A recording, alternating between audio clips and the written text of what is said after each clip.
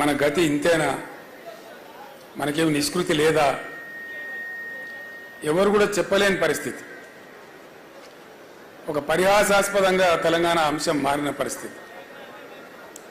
ఆ రోజు కరెక్ట్గా సిచ్యువేషన్ ఏంటంటే, ఎవరో కొంతమంది కొన్ని సందర్భాలలో తమ చిల్లర రాజకీయ అవసరాల కోసం తెలంగాణ ఉద్యమాన్ని ప్రారంభించడం, దాన్ని నెలలో 2 నెలలు 3 నెలలు 4 నెలలు నడిపి కాడెత్తేయడం, వేరే వాళ్ళకంటే కూడా తెలంగాణ వాళ్ళు కూడా తెలంగాణను హాస్యాస్పదం చేసేటువంటి స్థితికి నెట్టివేసినారు.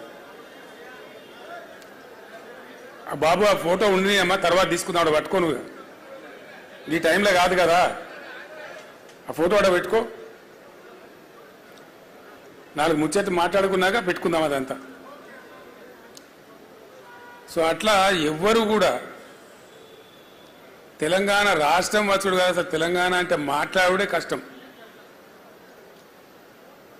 ప్రణయ భాస్కర్ అనే ఒక ఎమ్మెల్యే శాసనసభలో తెలంగాణ అంటే స్పీకర్, ఆనాడు ఉన్నటువంటి స్పీకర్, మీరు తెలంగాణ అనే పదమే మాట్లాడకూడదండి, వెనుకబడిన ప్రాంతం అని మాట్లాడండి అని, తెలంగాణ అనకూడదు అని స్పీకర్ స్థానం నుంచి ఉత్తర్వులు జారీ చేసేటువంటి దుస్థితి. అంటే ఎక్కడికి పోయింది తెలంగాణ? చాలా భయంకరం ఊహించుకుంటే. తెలంగాణ అనవద్దు అని శాసనసభలో స్వయంగా సభాపతి గారు చెప్తారు. So where was Telangana? Very dangerous situation. ప్రణయ భాస్కర్, వినయ్ భాస్కర్ వాళ్ళ అన్న, నేను కరెక్ట్గా చెప్పిన, మీరే కరెక్ట్గా వినలే. సో చాలా దుర్భరమైన పరిస్థితి. ఎక్కడన్నా ఏదైనా సందర్భంలో 10 మంది కూర్చున్న చోట తెలంగాణని ముచ్చటపడితే క్యా లగాయ్ భయ్, క్యా దుకాన్ లగాయ్, అంత ఈజీగా అంత పేలవం అయిపోయింది తెలంగాణ. ఎటువంటి బాధలంటే, ఆనాడు నా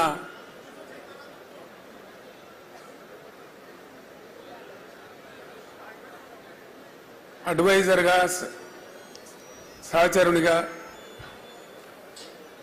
రాజీ లేని పోరాటం చేసినటువంటి మాన్యులు స్వర్గీయ జయశంకర్ గారు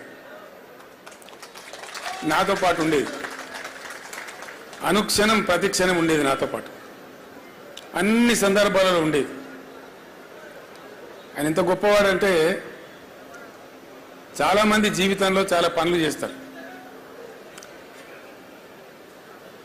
ఏదో ఒక స్టేజ్లో రాజీ పడిపోతారు. ఎందుకు పడతారో తెలియదు. కఠోరమైన సిద్ధాంతాలు నమ్మినటువంటి కొంతమంది పెద్దలు కూడా ఒక సందర్భం వచ్చేటప్పటికీ ఆ సిద్ధాంతాన్ని పక్కకు పెట్టి కూడా కొన్ని పనులు చేస్తారు. ప్రొఫెసర్ జయశంకర్ గారికి ఉన్న ఒక గొప్పతనం ఏంటంటే, ఆయన ఆజన్మ తెలంగాణవాది, ఆజన్మ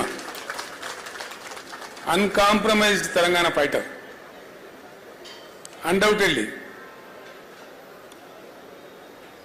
ఎందుకంటే ఒక 14-15 ఏళ్ళు సుదీర్ఘంగా ఆయనతో పాటు నేను కలిసి పనిచేసిన కాబట్టి అనేక సందర్భాలలో, ప్రయాణంలో కావచ్చు, ప్రస్థానంలో కావచ్చు, చర్చలలో కావచ్చు, ఎంత గొప్పవాడు ఆయన అంటే ఈ టైంలో నేను ఆయన స్మరించుకోకుండా ఉండలేను. అట్లాంటి మనుషులు అరుదుగా ఉంటారు ప్రపంచంలో.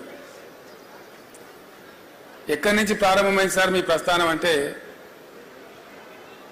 హైదరాబాద్ స్టేట్గా ఉన్నప్పుడు,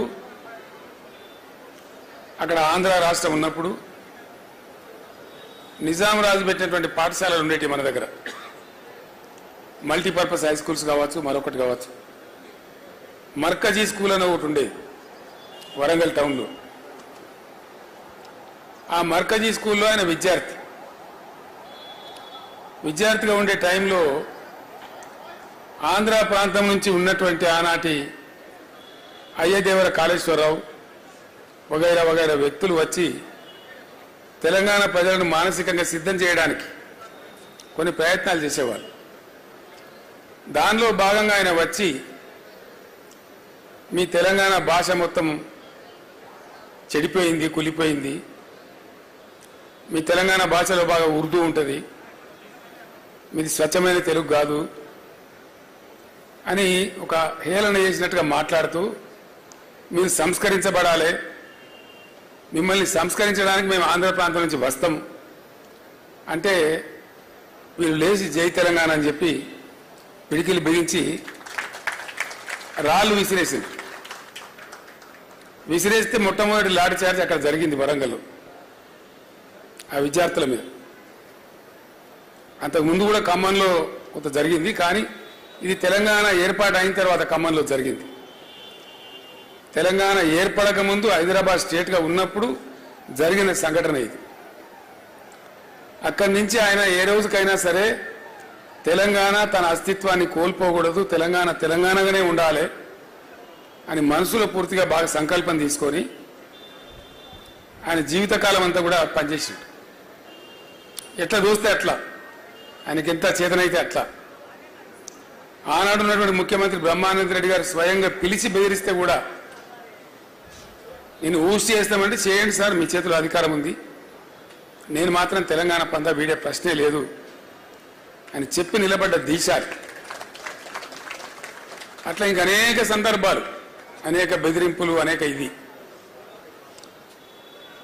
ఒక తీయటి అనుభవం ఏంటంటే వారితోని వారు ఎంత అన్కాంప్రమైజ్డ్, ఎంత రాజీ లేని పోరాట పంద ఉన్న వ్యక్తి అంటే, సరే జరిగింది, జరుగుతూ వచ్చింది, చరిత్ర అంతా జరిగింది, విలీనమైంది. విలీనం టైంలో సిటీ కాలేజ్ దగ్గర